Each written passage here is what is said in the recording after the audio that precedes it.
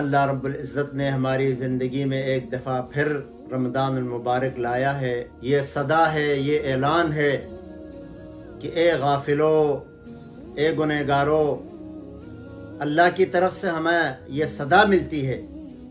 کہ آؤ اپنے گناہ بخشواؤ۔ رحمت کا مہینہ ہے، مغفرت کا مہینہ ہے، جہنم سے خلاصی کا مہینہ ہے۔ ہر دن رمضان میں آپ صلی اللہ علیہ وسلم نے فرمایا کہ ان للہ عتقاء فی کل یوم ولیلہ، یعنی فی رمضان، رمضان کی ہر رات اور دن میں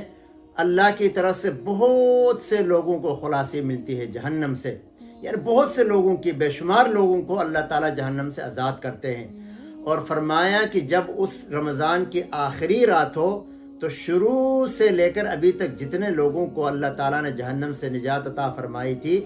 اتنے ہی لوگوں کو اس آخری رات میں اللہ تعالیٰ جہنم سے خلاصی عطا فرماتے ہیں۔ سال کے 11 مہینے کھاتے پیتے رہو، اللہ نے ایک مہینہ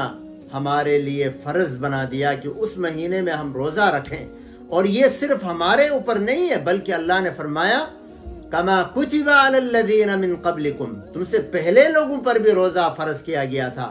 لیکن اس کی شکل مختلف تھی۔ کہیں 40 دن کا روزہ تھا، کہیں مسلسل روزہ رکھا جاتا تھا، کہیں یہ تھا کہ بیچ میں اگر کچھ کھا پی لیا، یعنی بیچ میں اگر انسان سو گیا تو دوبارہ سے اٹھ کے پھر اس کا روزہ شروع ہوتا تھا، تو وغیرہ وغیرہ۔ لیکن الحمدللہ امت محمدیہ کو اللہ تعالیٰ نے یہ آسانی فرما دی، صبح طلوع فجر سے لے کر غروب آفتاب تک، سورج صبح فجر کے نکلنے سے لے کر سورج غروب ہونے تک یہ تھوڑا سا ٹائم ہے، کہیں 10 کہیں 15 گھنٹے، کہیں 18 16 17 مختلف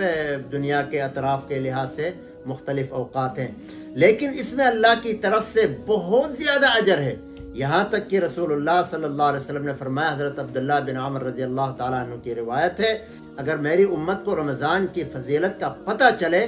تو یہ چاہت رکھے، میری امت یہ چاہے گی کہ سال پورا کا پورا سال رمضان ہوتا، یعنی پورا سال رمضان ہوتا۔ اس کی اتنی بڑی فضیلت ہے۔